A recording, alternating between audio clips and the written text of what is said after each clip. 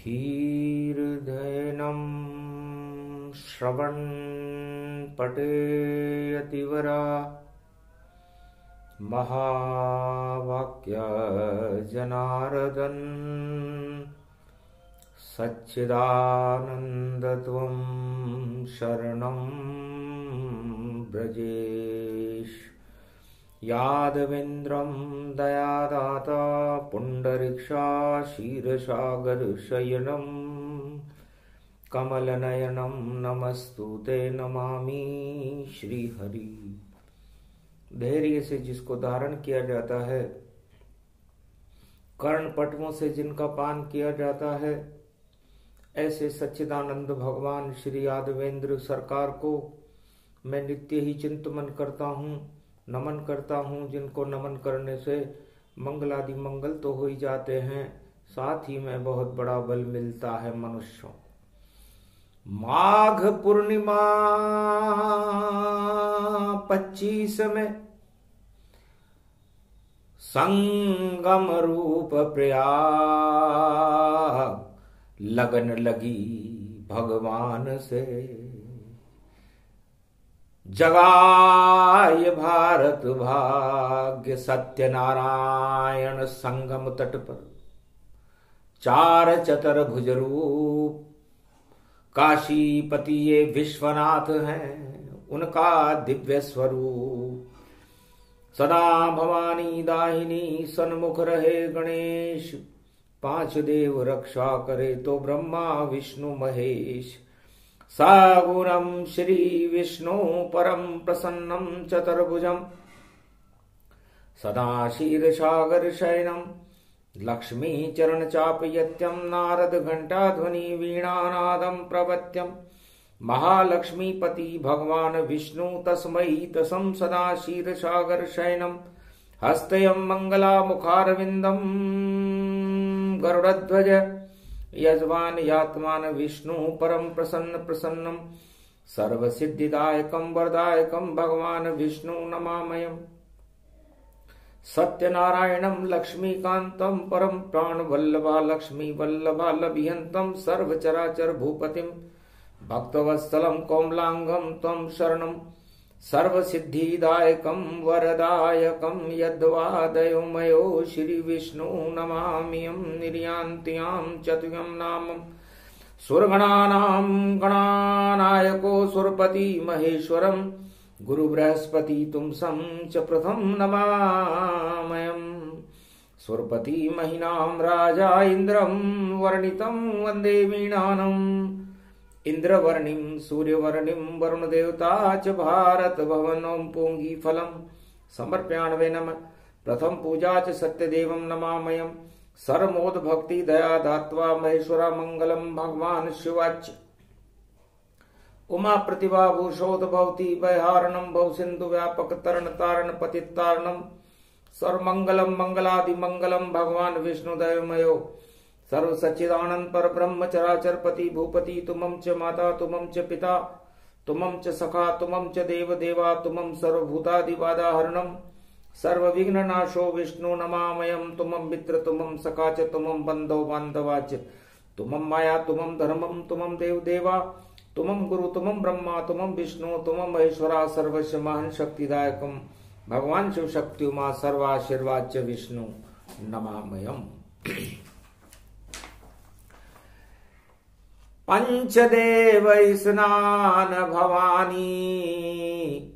गौरी गणेश सुमंगल जानी। आदि सनातन गुरुवर देवा। और प्रगटे माघ नारायण सेवा। ब्रह्मा विष्णु महेश संगम रूप सुजान। मारकंड की वाणी है संगम का स्नान। संगम का स्नान मारकंड का जन्म है, उनका मरण भी है और उनका अमरत्व भी है। उन्हीं की याद में मनता ये कुंभ। 12 वर्ष हूं जानिए ये कथा अद्भुत कलयुग में। 25 में ये मानिए। भगवान मारकंड कहते हैं कि महाकुंभ 12 वर्ष में पड़ता है। और ये महाकुंभ मेरा जन्म दिवस है, क्योंकि भगवान शंकर ने मुझे इसी महाकुंभ पर अमर कर दिया था। उस समय मेरी आयु 12 वर्ष थी और भगवान शंकर ने उज्जैन नगरी में मुझे अमर करने हेतु महाकालेश्वर का अवतार धारण किया। मेरे पिता राजा मेनाक थे, उनके 7 रानियां थी, पर कोई कुल दीपक नहीं था। एक बार मेरे पिता की राजधानी में साधु संतों का जमाव हुआ। उसमें जमदाग्नि, अत्रि, एकलव्य, वशिष्ठ, विश्वामित्र जैसे ब्रह्मवेता पधारे। तब मेरे पिता ने उन संतों से पूछा, महाराज मेरे 7 रानियां हैं, पर फिर भी एक पुत्र भी नहीं हुआ। तब संतों ने दिव्य दृष्टि से मेरे पिता के भाग्य को देखा और कहा, राजा तुमने पूर्व जन्मों में बाल हत्या, गो हत्या, ब्राह्मण हत्या की है। उसी पाप के कारण 7 जन्म तक तुम्हारे कोई पुत्र नहीं हो सकता। सभी संतों ने एक स्वर में यह भविष्यवाणी की। संतों की वाणी सुनकर मेरे पिता उदास हो गए। उस समय एक फकीर राजमहल के पास से गुजर रहा था। 1 रोटी दोगे तो 1 बच्चा देंगे, 2 रोटी दोगे तो 2 बच्चे देंगे, 3 रोटी दोगे तो 3 बच्चे देंगे। मेरी मां मेनावती ने जानबूझकर 1 रोटी उस फकीर को भेज दी।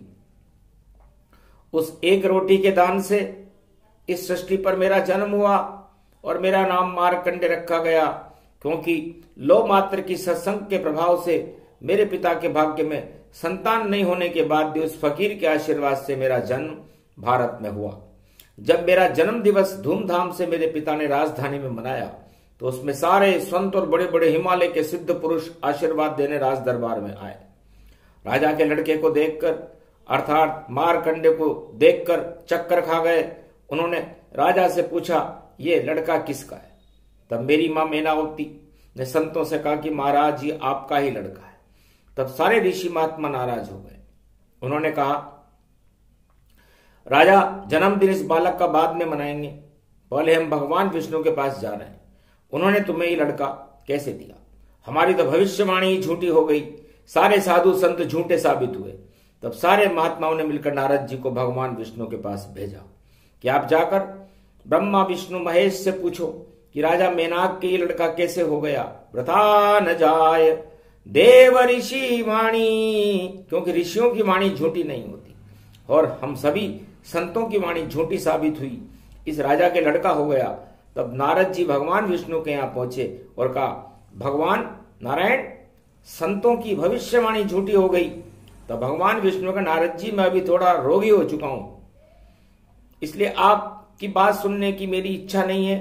पहले आप जाकर कहीं से मेरे लिए औषधि लेकर आओ, क्योंकि इस समय मेरे पेट में दर्द हो रहा है और धन्वंतरी वैद्य ने बताया है कि किसी ऋषि या किसी वैद्य से लेकर के और उसके कलेजे का टुकड़ा यदि मेरे हृदय के स्पर्श करा दो तो मेरा ये रोग ठीक हो जाएगा। नारद जी आप किसी दिव्य संत के कलेजे का टुकड़ा मुझे तत्काल ला कर दो। नारद सभी दिव्य संतों के आश्रम पर गए। सभी संत भगवान विष्णु को अपने कलेजे का टुकड़ा देने से इनकार हो गए। रास्ते में नारद को वो फकीर मिल गया जो 1 रोटी में 1 बेटा देने की आवाज लगाता था। वो मिल गया। नारद ने उस फकीर से पूछा, भगवान विष्णु को पेट में दर्द हो रहा है, क्या तुम अपने कलेजे का टुकड़ा भगवान विष्णु को दे सकते हो? तब तत्काल उस फकीर महात्मा ने अपना पूरा ही दिल निकालकर नारद जी के कटोरे में रख दिया और कहा कि भगवान विष्णु को न जाने कौन सी तरफ के कलेजे का टुकड़ा चाहिए, आप तो मेरा पूरा कलेजे भगवान विष्णु के लिए ले जाओ। और वह महात्मा फकीर मृत्यु तुल्य हो गया। नारद उस कलेजे को कटोरे को लेकर भगवान विष्णु के दरबार में पहुंचे। वहां ब्रह्मा विष्णु विराजमान थे। उन्होंने भगवान विष्णु के सामने फकीर के कलेजे के कटोरा रख दिया। तो भगवान विष्णु कहका लगाकर हंसे। माघ की पूर्णिमा थी, 12 फरवरी थी, हंसने लगे। तब नारद जी ने कहा, भगवान आज आप मेरे ऊपर इतना ज्यादा क्यों हंस रहे हो? तब भगवान विष्णु ने कहा, नारद क्या तेरे पास दिल नहीं था मुझे देने के लिए जो उस फकीर का मांग करके लाए हो? क्या ये 88,000 महात्मा जो इस कुंभ में यहां बैठे हुए हैं, ये क्या ताली बजा रहे हैं यहां पर? भगवान विष्णु के लिए अपना कलेजा नहीं दे सकते? इसे नारद अब तेरे प्रश्न का उत्तर सुन कि जो महात्मा मेरे लिए दिल दे सकता है, क्या मैं उस महात्मा के लिए एक बेटा किसी को नहीं दे सकता? उस महात्मा के लिए तो मैं क्या नहीं कर सकता?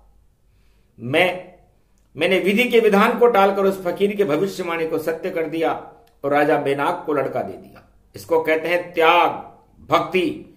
मार्कंडे कहते हैं कि त्याग भक्ति उस फकीर महात्मा की थी जिसकी भक्ति के आशीर्वाद से मेरा जन्म इस भारत में हुआ, क्योंकि मैंने उस फकीर की त्याग भक्ति को जन्म के बाद अपनी आंखों से देखा था। वह था संसार में त्याग ही सब कुछ है। कुंभ छोटा है, त्याग बड़ा है। समय गुजरता गया और मैं 12 वर्ष का बालक बन गया। इसी कुंभ पर्व पर मेरे मरने का अंतिम दिन आ गया था। मेरे माता पिता दुखी हो गए थे। अब क्या करें? तब हमारा पुत्र इस 12 वर्ष में मर जाएगा। इतनी उम्र ही भगवान ने इस बालक को दी है। तब मैंने अपने माता पिता से कहा, आप चिंता क्यों करते हो? आप मुझे भगवान शंकर के मंदिर में ले जाकर रख दो, उज्जैन नगरी में। अब अगर मेरी मृत्यु लिख रही होगी तो मृत्यु हो जाएगी, और बचना लिख रहा होगा तो बच जाऊंगा। मैं स्वयं बालक होते हुए भी मेरे माता पिता को मैंने ज्ञान दिया, आप चक्रवर्ती सम्राट होकर भारत के लिए कुछ त्याग करना सीखो राजाओं। दे दिया ज्ञान मैंने पितु को, तब माता पिता पहचान गए। ये बालक कोई साधारण नहीं, वह मेरे तत्व को जान गए। हे भगवती शारदा जगदम्बा, है उमा तुम्हारी महतारी हो, है भोले शंकर भंडारी, अब तुम मेरे माता पिता दो भारी हो। यह कह अपने बच्चे को मंदिर की सीढ़ी पर दोनों ने सुला दिया। अपने हृदय से चिपका कर एक बार फिर अंतिम विदा लिया। रोते रोते घर गए। उधर हुआ क्या हाल, और बालक को जब भूख लगी तो बालक हुआ बेहाल। उस बालक मार्कंडे शिव मंदिर में भूख के मारे जोर जोर से रोने लगा। उधर यमराज बालक मार्कंडे की आत्मा को लेने के लिए महाकाल शिव मंदिर में आ पहुंचा। यमराज भैंसे पर सवार होकर पूरे साजबाज के साथ आए थे। यमराज जानते थे कि बालक मार्कंडे भगवान शंकर की शरण में, इसलिए पूरी ताकत के साथ वह स्वयं उसको मारने के लिए आए। तब यमराज ने बच्चे से कहा, मेरे पास आ जाओ। तब बालक मार्कंडे ने कहा, शिव स्थान से मैं हिल नहीं सकता। डर करके उस बालक ने यमराज के भय से शिव जी की मूर्ति का आलिंगन कर लिया। तब यमराज बालक के ऊपर त्रिशूल लेकर दौड़ा और बालक के बाल पकड़कर जबरदस्ती खींचने लगा। तब तत्काल महाकालेश्वर शिप्रा तट पर प्रकटे। उन्होंने कहा, भम भम लहरी रुंड मुंड चामुंडा विकट रूप धरधार। उज्जैन में महादेव प्रकट हो गए महाकालेश्वर धार। यम तू केवल काल कहाता है, मैं महाकाल कहलाता हूं। यम के भी पसीने आते हैं, मैं सबको काल का ग्रास बनाता हूं। यमराज तेरी हिम्मत कैसे हुई जो मेरे मंदिर में मेरी इच्छा मेरी बिना इजाजत के प्रवेश कर गया? तुम केवल काल हो और मैं कालों का भी महाकालेश्वर। बोल, तुझे मैं खा जाऊं? तो महादेव ने यमराज को निगलना चाहा कि जन्म मृत्यु का दुनिया से नाम निशानी मिटा देता हूं। तभी उज्जैन नगरी में ब्रह्मा विष्णु दौड़कर आ गए। ब्रह्मा दौड़े, विष्णु दौड़े, पूरा त्रिलोक ही दौड़ पड़ा। नव दुर्गा भी वहां पर दौड़ पड़ी और देव समूह वहां पर खड़ा खड़ा। सभी त्रिलोक के देवता ब्रह्मा विष्णु एक स्वर में भगवान शंकर की स्तुति करने लगे। त्राहि माम शंकर नमः शिवाय, हर हर महादेवाय, पशुपतिनाथाय नीलकंठाय, ओम महाकुंभम प्रतिरूपम प्रतिभताय, ज्ञान चक्षु दुर्लभो नमः त्रिपुरारी, त्रिपुंड तिलकम लीलार पटदेही, चतुर्भुजम चार मुखारविंदम, स्वर्ण रुंड मुंड चमुंड चामुंडा, दुर्गा दुर्गति शिव शक्ति, नतमस्तके नमामि शिव हरे। तब देवताओं की स्तुति सुनकर भगवान शंकर ने कहा, क्या बात है, कैसे मेरी स्तुति की मैं प्रसन्न हूं? ब्रह्मा, आप अपने पुत्र यमराज को तत्काल यहां से ले जाओ। शंकर की टेढ़ी भ्रुकुटी देखकर यमराज ने कहा, मैं सौगंध खाता हूं, जहां महामृत्युंजय का जाप होए और महाकुंभ आ जाता हो, वहां यमराज भूल कर नहीं आवे। जहां शंकर का नाम दिखाता हो। यह महाकुंभ पर्व 21वीं शताब्दी में 2025 में कलयुग में यम की ताड़ना और अधोगति अकाल मृत्यु का नाश करने वाला होगा। यह अमर कथा मार्कंडे महाकुंभ में संगम तट पर पड़ रहे हैं। इस कथा को पढ़ने के बाद जिसका मार्केश योग होगा, जिस लड़की की शादी न हो, हानि का होने का ही योग न हो, मंगल उस लड़की के चूड़े पर हो, सभी लोगों में अशुभ योगों को टालने में यह कथा सक्षम होगी। और इस कथा को केवल मंगलवार को सुन ले, क्योंकि हनुमान स्वयं रुद्र अवतार है। इस कथा को केवल 5 मंगलवार सुन लो। फिर अगर किसी सुनने वाले का अशुभ हो जाए तो उसके लिए भगवान शंकर जिम्मेदारी लेने के लिए तैयार हैं। मार्कंडे भगवान कलयुग में वाणी में फरमाते हैं कि ये कथा मेरे भगवान शंकर के मुखारबिंद से सुनी। इसको महाकुंभ अमर कथा कहते हैं। और कथा सुनने के बाद में अमर हो गया। इसी अमर कथा को महाकुंभ कहते हैं, जो 12 वर्ष में एक बार आता है। अब ये महाकुंभ 12 वर्ष में क्यों आता है? इसका उत्तर 4 वेद, 6-7, 18 पुराण भी नहीं दे सकेंगे, कहीं अंकित नहीं है। इस महाकुंभ को केवल मैं ही जानता हूं, क्योंकि महाकुंभ ही मेरा जन्मदिन है और मेरा मरण दिन भी है और मेरा अमर होने का दिन भी है।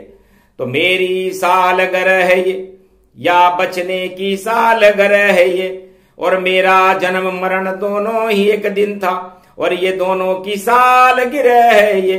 इसलिए भगवान शंकर ने इस महाकुंभ को महाकुंभ कर दिया, क्योंकि मेरा जन्मदिन भी वही, मरण दिन भी वही, और ये दोनों मेरे सामने एक ही दिन इस महाकुंभ में खड़े हुए थे। मैं उस महाकुंभ में भगवान शंकर की भक्ति में मस्त था और गुनगुना रहा था, भजो राम सीता, भजो राम सीता, याही में भागवत, याही में गीता। तभी ब्रह्मा विष्णु महेश ने एक स्वर में कहा कि हम सब 33 करोड़ देवता मिलकर बालक मार्कंडे को अमर करते हैं। जब तक चांद, सूरज और ये धरती रहेगी, इस सृष्टि पर मार्कंडे हमेशा हर युग में अजर अमर रहेंगे। जब तक ब्रह्मा विष्णु महेश हैं, मार्कंडे भी अमर रहेंगे। और जिस देश भारत और राजस्थान में इस समय ये कथा कोटा नगरी में हो रही है, कलयुग में भी यहां पर मार्कंडे इस समय विराजमान है, और यहां से शिव शिव शिव शिव शिव शिव हरि हरि हरि करके निकल रहे हैं, क्योंकि मार्कंडे अमर है। मार्कंडे सत सत का उच्चारण करते हुए निकलते हैं। इसलिए हर मनुष्य को अच्छे विचार रखना चाहिए, क्योंकि मार्कंडे का निकलना हो। एक बार एक व्यक्ति कह रहा था कि मुझे कुत्ता काटेगा, उसी समय मार्कंडे उधर से गुजरे, तत्काल उस व्यक्ति को कुत्ते ने काट लिया। एक व्यक्ति अपने बच्चे से कह रहा था बेटा अरबपति बनोगे, मार्कंडे उधर से निकले, उसका लड़का अरबपति बन गया। इसलिए अगर आपने मार्कंडे की कथा सुनते समय अपनी भावना शुभ रखी तो आप लोगों को आप कल्याण हो जाएगा। 21वीं शताब्दी का 2025 में मकर संक्रांति से शुभारंभ महाकुंभ इलाहाबाद संगम के तट पर वट वृक्ष की साक्षी में शुरू हो रहा है। ये कलयुग में फिर वही नक्षत्र आए हैं जब मेरा जन्म हुआ। 12 वर्ष बाद मुझे भगवान शंकर ने महाकालेश्वर बनाकर ब्रह्मा विष्णु के आशीर्वाद से अमर कर दिया था, क्योंकि ऐसा महाकुंभ संसार में या तो मेरे जन्म के समय आया था या फिर दोबारा कलयुग में 21वीं शताब्दी में भारत में प्रयागराज में शुरू हो रहा है। इसमें सूर्य दक्षिणायन से उत्तरायण मकर रेखा में आया है। सूर्य मकर राशि और बृहस्पति वृष राशि में मौनी अमावस्या और महावीर की पूर्णिमा का प्रवेश 12 बज गए फरवरी, और दिव्य योग संयोग। मार्कंडे उस समय जब महाकुंभ पड़ा तो मार्कंडे अमर हो गए थे, 12 वर्ष की अल्प आयु होते हुए भी। उस समय भी मंगलवार और सर्वशक्ति व्यापक होकर बुधवार की पूर्णिमा पड़ी थी, और मकर संक्रांति का महापर्व शुरू हुआ था। और इलाहाबाद में शुरू होकर के इस महापर्व में भारतवासी भगवान कुंभ पर्व में सुविधा दे रहे। रोजाना जब तक महाकुंभ 1.25 महीने तक महाशिवरात्रि तक चलेगा, सारे भारतवासी ईश्वर का एक नाम प्रातःकाल, एक नाम रात्रि में अवश्य ले। बस ये ईश्वर का एक नाम इन 5 वर्षों में आपके जीवन में सारी सुख सुविधाएं आपको अवश्य उपलब्ध करा देगा। जो दुख आपके हजारों प्रयत्न करके भी बाद भी नहीं गए, वो एक नाम लेने मात्र से 2025 में अवश्य चले जाएंगे, क्योंकि 21वीं सदी का दिव्य कुंभ है। मार्कंडे भगवान फरमाते हैं कि 21वीं सदी के इस कुंभ के बाद संपूर्ण विश्व से दानवतावाद विध्वंस होकर के और मानवतावाद सारे संसार में छा जाएगा। इस महाकुंभ का नेतृत्व इलाहाबाद में स्वयं विष्णु और ब्रह्मा और भगवान शंकर कर रहे हैं। अब ये जरूरी नहीं कि आप महाकुंभ का स्नान करने इलाहाबाद में आओ, भीड़ लगाने की जरूरत नहीं।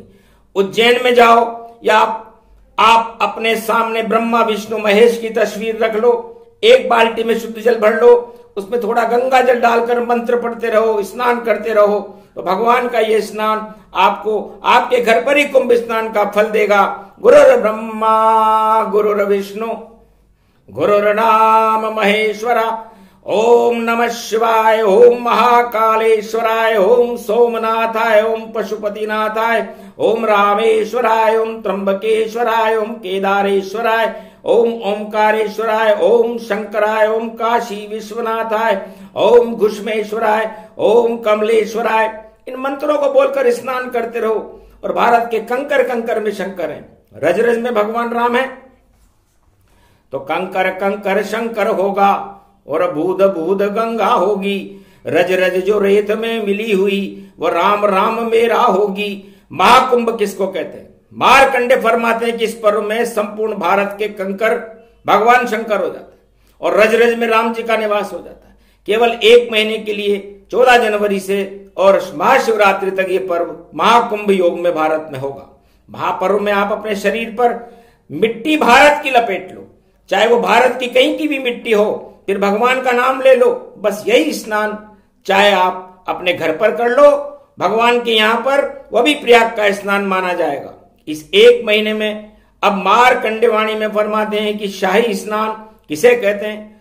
उस समय जब मैं अमर हुआ कुंभ महापर्व की कृपा से, तो सभी साधु संत दूसरे कुंभ का इंतजार करने लगे, क्योंकि उनको पता लग चुका था कि महाकुंभ के स्नान से मारकंडे अमर हो गए, इसलिए हमें कुंभ में स्नान कर अमर हो जाना चाहिए। सभी साधु संतों ने एक लक्ष्य बना लिया और हम भी मारकंड की तरह अमर होना चाहते हैं। तब भगवान भी चक्कर में पड़ गए कि कुंभ में शाही स्नान में सारे संत महात्मा मारकंड की तरह अमर कैसे करें।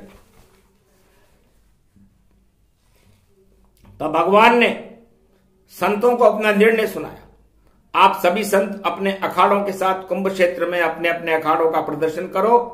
उस प्रदर्शन में जो जीतकर प्रथम स्थान प्राप्त करेगा वही संत इस कुंभ में मारकंड की तरह अमर हो सकेगा। तब कुंभ क्षेत्र में बल्लम भाले अखाड़ों के साथ सारे संत महात्मा भिड़ गए और बेचारे जो गृहस्थी थे वह भी उस घमासान को देखकर नमन करने लगे कुंभ क्षेत्र को। उस कुंभ क्षेत्र में मारकंडे महर्षि का अखाड़ा विजयी होकर प्रथम स्थान पर रहा, क्योंकि भगवान को भी मारकंडे को ही जिताना था और मारकंडे को ही अमर करना था। इसलिए संत महात्मा शाही स्नान करने की कलयुग में भी होड़ लगी रहती है, क्योंकि उनकी मान्यता है कि कुंभ में शाही स्नान करने से अगर उनकी तकदीर में 84 योनियां भोगने लिखी हो तो उस कर्म रेख स्नान करने मात्र से मिट जाते हैं। अमर होने का मतलब है फिर वह संत जीवन मुक्त हो जाता है। जिंदगी में इसने कभी ईश्वर का नाम न लिया हो, वेश्यावृत्ति की हो, चोरी की हो, अन्याय किया हो, ब्रह्म हत्या का इस महाकुंभ में डुबकी लगाकर केवल उच्चारण कर ले ओम नमः शिवाय या ईश्वर का कोई भी एक नाम उच्चारण कर लें और कुंभ स्नान में 84 लाख योनियों का पाप तत्काल समाप्त हो जाता है। इतनी सुविधा भगवान भक्तों को इस कुंभ महापर्व पर देते हैं। और अनधन की कमी नहीं होगी, ये महाकुंभ तो शुभ होगा और वर्षा समय पर होगी और मन में लोगों के हर्ष होगा। भारत में अब वर्षा समय पर होगी, 9 रेखा धान भारत में होगा। इस कुंभ के प्रभाव से लगातार 5 वर्ष भारत में कहीं अकाल नहीं पड़ेगा। अगर कुंभ पर्व के बाद भारत में अकाल पड़ जाए तो शंकर भगवान का नाम ही मिथ्या हो जाए, क्योंकि शिव जी ने वरदान दे रखा है महाकुंभ मारकंडे का पड़ जाए, जन्मदिन और मरण दिन तो मरण तो होगा ही नहीं, और लेकिन जन्म निश्चित होगा, क्योंकि मरते हुए को जिंदा करने वाले शिव जी हैं और इसका प्रत्यक्ष प्रमाण होगा। ये आने वाले 5 वर्ष अब केवल 2-5 जिले भारत में ऐसे हैं जहां सतियों के श्राप लगे हुए हैं। वहां सतियों के श्राप हैं तो कहीं थोड़ा बहुत अन्न पैदा न हो तो उनको छोड़कर बाकी सारे भारत में कल्याण होगा। रंक राव बन सकते हैं, राव रंक हो जाए, सड़क छाप सड़क चलते और सब बादशाह बन जाए। इन 5 वर्षों में भगवान भारत में जबरदस्त परिवर्तन कर रहे हैं। बेचते हैं जो कुकड़ी नमक वो करोड़पति बन जाएंगे, अच्छे अच्छे करोड़पति सड़कों पे चलने लग जाएंगे। व्यापार में भी इस कुंभ के प्रभाव से रात और दिन का फेरबदल होगा। इसलिए व्यापारी अपने हौसले बुलंद रखकर अपने व्यापार को बढ़ाए। व्यापारी घमंड करेगा तो व्यापारी का पतन होगा। तिलहन में तेजी रहे सदा, दलहन में तेजी रहे सदा, खाद्यान्न से सावधान, तेजी मंदी चलती रहे यहां। राजनेताओं के लिए कुंभ 2025 का बिल्कुल भी अच्छा नहीं है। उनका तो अग्नि परीक्षण ये कुंभ करके रहेगा। अब उनमें कौन सा राजनेता को प्रहलाद की तरह अग्नि के खंभे से बंधना पड़े, न जाने कौन से राजनेता को पांडवों की तरह लक्षाग्रह में जलना पड़े। अब किसी भी राजनेता के लिए कुछ भी नहीं कहा जा सकता। इसलिए अटक जाएं और सटक जाएं और देखो क्या क्या होने वाला। परमात्मा भारत का भला करे और यहां नहीं कोई है रोने वाला। जिसको देगा ऊपर वाला बस वही कुर्सी मालिक होगा। हथकंडों से कुर्सी नहीं मिले और जिसको चाहे ईश्वर देगा। अब भारत की कुर्सी हथकंडों से, जोड़ तोड़ से और भ्रष्टाचार से नहीं मिलेगी। ये इस कुंभ का परिणाम है। ईश्वर कृपा से मिलेगी, मतदान से नहीं, ईश्वर दान से मिलेगी। क्योंकि मतदान भी झूठे हो चुके हैं। भारत ही सारे संसार की एक पवित्र भूमि है जहां महाकुंभ पड़ता है। संसार में महाकुंभ किसी राष्ट्र में नहीं पड़ता। अब 88,000 महात्मा से पूछा जाए कि महाकुंभ किसे कहते हैं, तो महात्मा इसका उत्तर खुद नहीं जानते, जो अरबों हिमालय से निकल निकल करके आए। स्नान करे दुनिया वाले पर नहीं है उसकी जन्म कथा। और कैसे कुंभ हुआ जग में ये लगती है सबको ही व्यथा। भारत में जगत गुरु शंकराचार्य को पता नहीं है कि कुंभ पर्व क्या है। मार्कंडेय वाणी में फरमाते हैं कि भारत में करोड़ों की संख्या में श्रद्धालु भक्त कुंभ में स्नान करने जा रहे हैं। 7,690,000 संत महात्मा गृहस्थ इस महाकुंभ में स्नान करेंगे। लेकिन उनको पता नहीं कि कुंभ क्या है। केवल ये स्नान तक ही सीमित नहीं है। ये महाकुंभ क्यों बना और महाकुंभ कब पड़ता है और कौन सा महाकुंभ सबसे ज्यादा अच्छा होता है। धान्य है भारत भूमि और मेरी जगदम्बा ने यहां अवतार लिया। कल की भगवान की माया ने देखो साक्षात्कार किया। पहले नया वर्ष लगे संबत और दानवता का तांडव होगा और सर्वशक्ति गति पावेगी और आतंकवाद की आंधियां चलेगी। गुरु गोविंद जन्म दिन मनावेगी। तो गुरु गोविंद सिंह का जन्मदिन भी इसमें आया। खड़क की साक्ष्य में गुरु गोविंद सिंह जी का जन्मदिन बनता है। इसलिए भारत में हिंसा का ज्यादा बोलबाला रहेगा, दंगे फसाद अराजकता ज्यादा होगी। इसलिए केंद्र और राज्य सरकारों को वाणी संकेत करती है कि भारत में शांति बनाए रखने की पुख्ता व्यवस्था करें।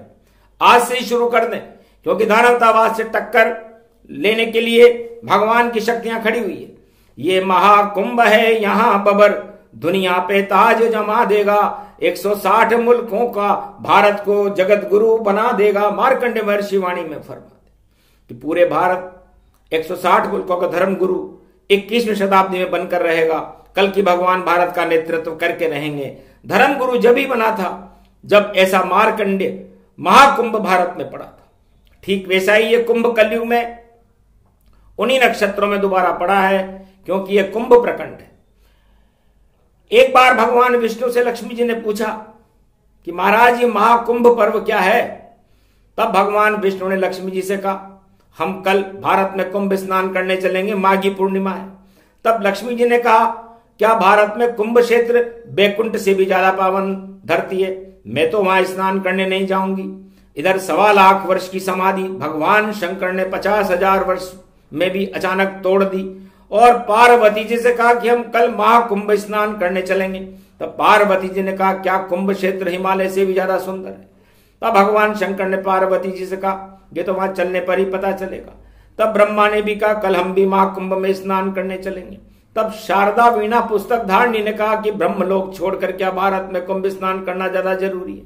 तब ब्रह्मा जी ने कहा स्नान के पीछे खास कारण है। तब विशर्वा ऋषि के रावण और कुंभकर्ण का जन्म हुआ। लंका में और अयोध्या में हवन कुंड से कुंभ लेकर के अग्निदेव प्रकट हुए। तब शृंगी ऋषि ने इस कुंभ से खीर लेकर राजा दशरथ की रानियों को खिलाई। तब खीर शृंगी ऋषि देने लगे तो उधर रावण को पता चल गया कि लंका में इस खीर से जो बालक पैदा होगा वही रावण का काल होगा। तब लंकापति रावण ने अपनी माया रची और एक मटका खीर का निकला और दूसरा मटका जहर का निकला। जहर के मटके को देखकर सभी महात्माओं की बुद्धि चकरा गई कि कैसा मटका यज्ञ कुंड से निकला। तब शृंगी ऋषि और सभी संत महात्माओं ने उस जहर के मटके को देखकर राजा दशरथ को संकेत किया जहां पर मटका होगा वहां 1000 वर्ष तक घास नहीं, अकाल वहां पड़ता ही रहे, वहां अन्न की आस नहीं। इस जहर के मटके में रावण सहित सभी ऋषि महात्माओं की जंगा का एक एक बूंद खून उस मटके से भरा हुआ था। उस ऋषि महात्माओं के जंगा से खून को रावण ने इकट्ठा करके अपनी मायावी शक्ति से अयोध्या के उस हवन कुंड में भेजा था, जहां शंगी ऋषि राजा दशरथ का पुत्रेष्ठ यज्ञ संपन्न करवा चुके थे। उस मटके से 108 ऋषि मुनियों की जंगा का खून था। अब उस मटके को जिस देश में रख दिया जाए, उस मटके के प्रभाव से वहां 1000 वर्ष तक अकाल पड़े, अन्न का दाना उत्पन्न न हो। उस मटके और फलित कर्म को देख करके भारत के ऋषि महात्माओं को चिंता हुई कि ये जहर का मटका कहां आया और ये कुंभ में कैसे आ गया।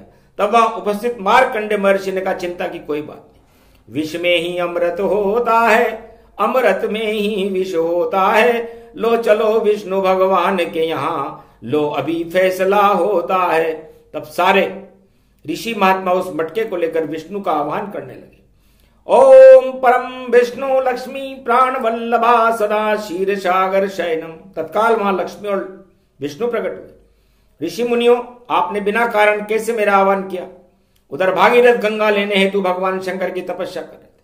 तो भगवान शंकर ने कहा, आज तुम्हारा कल्याण होने वाला है भागीरथ, क्योंकि भगवान विष्णु अभी भारत में आने वाले हैं। तुम उनसे भी गंगा को भारत में भेजने की प्रार्थना कर देना, तुम्हारे पूर्वजों का ये गंगा उद्धार कर देगी। बोले भंडारी महादेव, जब कृपा किसी पे करते हैं, आगे पीछे वह नहीं देखें, कैलाश तक को दे देते हैं। जब महादेव का विवाह उमा जी से हुआ तो भगवान विष्णु ने सोने की लंका महादेव को रहने के लिए उपहार स्वरूप भेंट कर दी। उसमें उमा जी प्रवेश करना चाहती थी कैलाश पर्वत पर गुरु पुष्य नक्षत्र में, क्योंकि गुरु पुष्य में शमशान में भी अगर कोई मकान बना ले तो वह शुभ होता है। गुरु पख में रंक भी पूजा करे तो रंक अमीर हो जाएगा, और अमीर इसका अपमान करे तो वह मिट्टी में मिल जाएगा। तो जिस लड़की के मंगल हो, जिसका विवाह गुरु पुष्य नक्षत्र में करने से मंगल दोष समाप्त हो जाता है, उसका पति अमर हो जाता है। जन्म दरिद्री गुरु पुष्य नक्षत्र में गणेश पूजा कर ले, दरिद्री अमीर हो जाता है। खुशहाल बनना चाहता है तो वो गुरु पुष्य नक्षत्र में नारायण मेरे परिवार को भी आप खुशहाल कर दो, बस इतना सा कह दे। 12 महीने में होकर रहेगा उसका विवाह। और उस कथा से पंचदेव ब्रह्मा विष्णु महेश गणेश और दुर्गा नहीं आएगी तो फिर पंचदेवों का ही पतन हो जाता है। इसलिए महाकुंभ जब पड़ता है तो 33 करोड़ देवता को मनुष्य बनकर उस कुंभ क्षेत्र में प्रयागराज में आना पड़ता है, और देवता वहां स्नान नहीं करते तो देवताओं का पतन हो जाता है। इस डर से आते सभी देव मजबूरन आना पड़ता है, पूरे त्रिलोक वासियों को और कुंभ नहाना पड़ता है। तो कुंभ में नहाना देवताओं के लिए अनिवार्य है। इसलिए चाहे विष्णु हो या लक्ष्मी, शिव जी हो या पार्वती, ब्रह्मा हो या गायत्री, ये नियम उन्होंने खुद ने बनाए, इसलिए उस नियम का वो खुद ही पालन करते हैं। तो यह कुंभ की कथा है और वाणी उसे सुनाए, मारकंडे की वाणी है जो अमर रूप कहलाए। तो ये सब नियम कैसे तोड़ सकते? तब सारे ऋषि महात्मा और देवताओं ने उस जहर के मटके से कहा कि तू ही कुंभ बन जा, और उस जहर कुंभ का महादेव पान कर गए। प्रयागराज में एक वट का वृक्ष बना दिया और महादेव ने कहा कि ये महाकुंभ आज से ही सभी देवताओं का परदादा है। इसलिए सारे देवता उस दिन से महाकुंभ को अपना बाबा कहने लगे। बोलो कुंभ भगवान की, बोलो वट वृक्ष भगवान की, भगवान शंकर भोलेनाथ काशी विश्वनाथ की।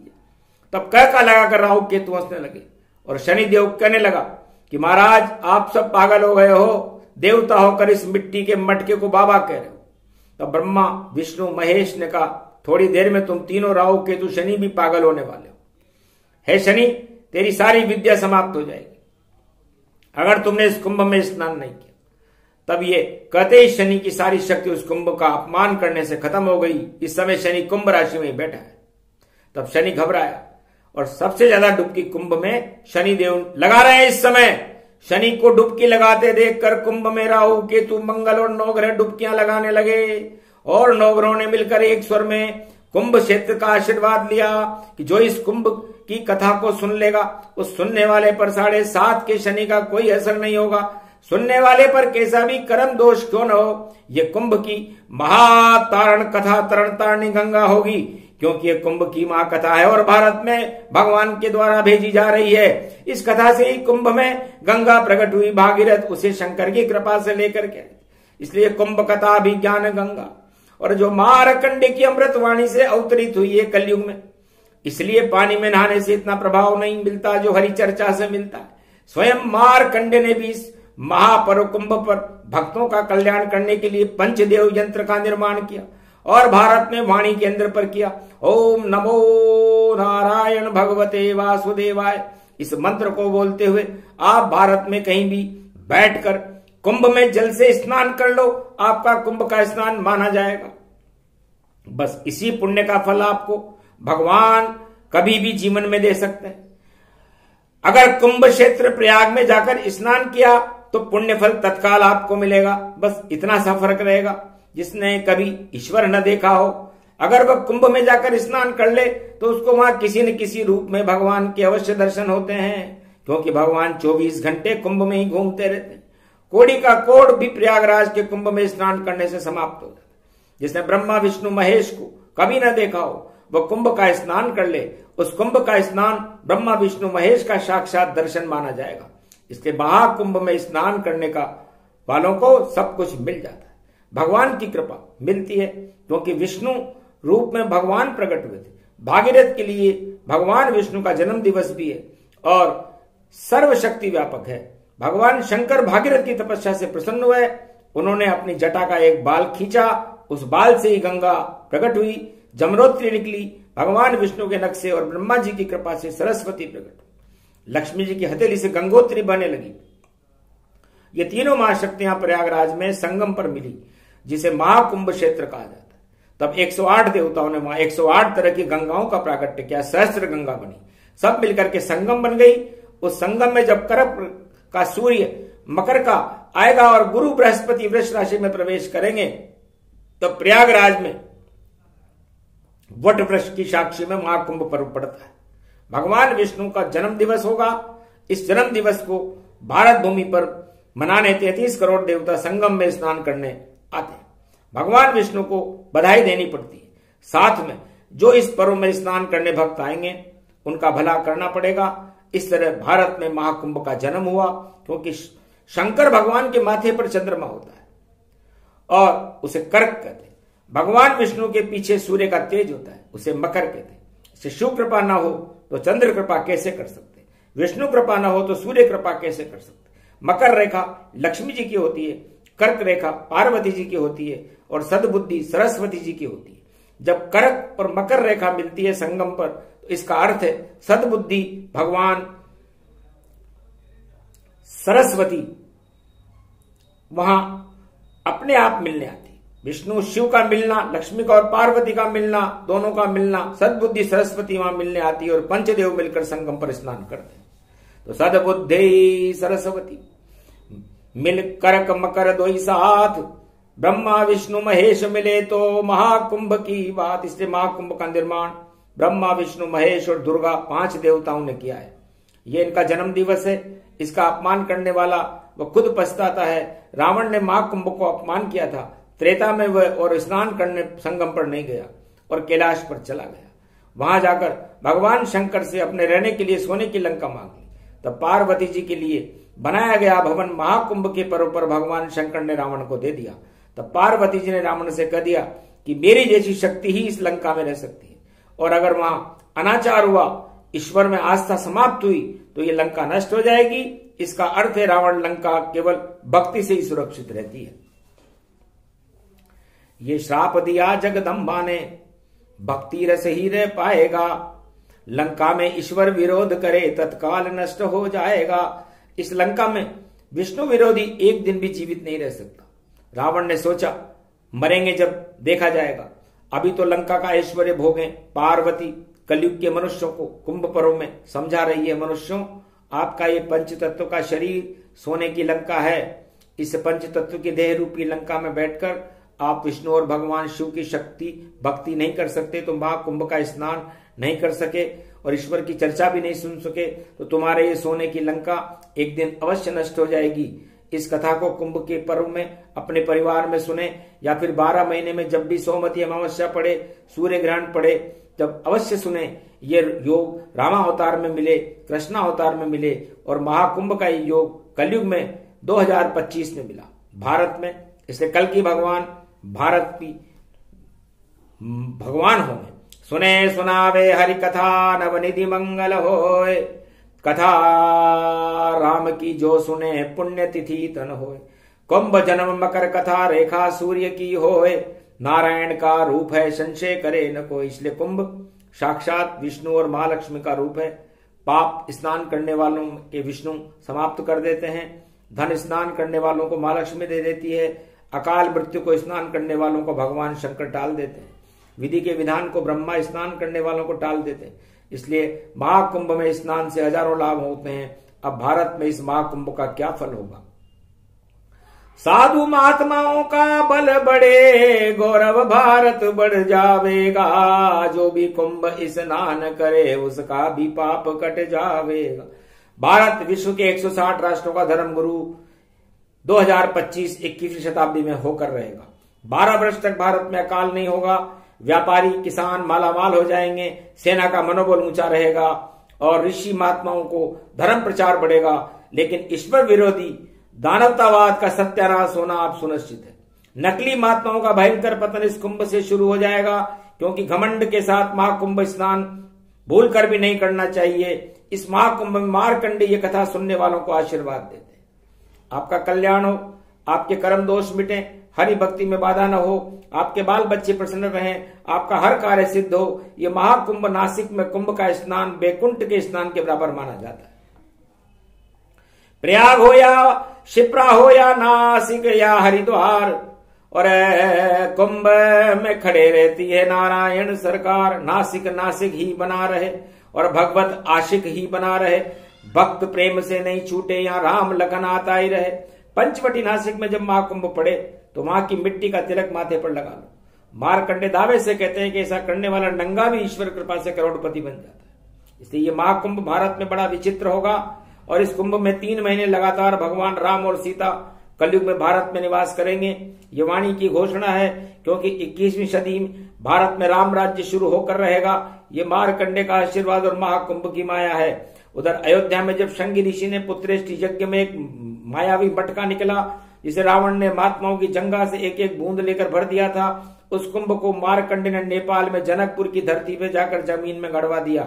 नेपाल नरेश राजा जनक के शासन में उस कुंभ के प्रभाव से जबरदस्त अकाल 12 वर्ष तक पड़ा था और जनक को अपनी महारानी के साथ बेल के स्थान पर स्वयं बंधकर हल चलाना पड़ा था। हल के प्रभाव से जमीन से वो मटका निकला। उसी से महालक्ष्मी का जन्म, जनक जानकी सीता का जन्म हुआ। उस सीता का विवाह भगवान राम से हुआ। भगवान राम और सीता ने दानवतावाद की लंका को रावण से समाप्त कर भारत में फिर से राम राज्य की स्थापना की। राम राज्य की स्थापना का कारण यह कुंभ ही था, जिसमें मां सीता का जन्म हुआ। इसलिए महाकुंभ प्रयागराज 2025 नई सदी 21वीं सदी से शुरू होना शुभ संकेत है। वो 12-25 रहेगा और राम राज्य की शुरुआत होगी, राजनेताओं का पतन होकर रहेगा। भारत में तो परमानंद होगा। महाकुंभ का मुख्य निवास इस समय भारत में इलाहाबाद प्रयागराज में 33 करोड़ देवता सारे भारत के घर घर में इस 1 महीने में महापर्व पर भ्रमण कर रहे हैं, क्योंकि महाकुंभ को भारत में हर घर में जाना पड़ता है। इसलिए 4 तरह की गंगा होती है। ज्ञान गंगा सबकी माता, ये ज्ञान शक्ति कहलाती है। ज्ञान अगर नहीं होता तो महाकुंभ में जाती है। इसलिए ज्ञान गंगा कह रही है कि मैं नहीं होती तो महाकुंभ में कौन स्नान करता। इसलिए आपको ज्ञान हो गया कि हरि कथा पहले और घर गृहस्थी बाद में, यही ज्ञान तो कुंभ का स्नान है। इसलिए कुंभ स्नान के समय जो भावना भक्त की होती है, भगवान शंकर ब्रह्मा विष्णु महेश और पंचदेव उसे पूरा कर देते हैं। ये अमर कथा है भारत में और भारत का भाग जगा देगी। और भारत में तो प्रकट हो गई गंगा, भारत को अमर बना देगी, भक्तों को अमर बना देगी, वाणी को अमर बना देगी। तो अमर कथा ही कुंभ का और भक्तों अमृत पान। माघी पूर्णिमा पड़ गई और बुधवार श्री गणेश स्नान। बोलो जय। इसलिए ये कथा भारत के घर घर में अंतरिक्ष में गूंज चुकी है। भारत मार्कंडे जैसा अमर होकर के भारत में राम राज्य की स्थापना कल की भगवान करके रहेंगे। ये घोषणा इस कथा से महाकुंभ में मार्कंडे भगवान करते हैं। बोलो जय शिव शक्ति। बोलो भारत ब्रह्मा विष्णु महेश की अमर कथा कुंभ कथा की जय। बोलो आज की आनंद की जय।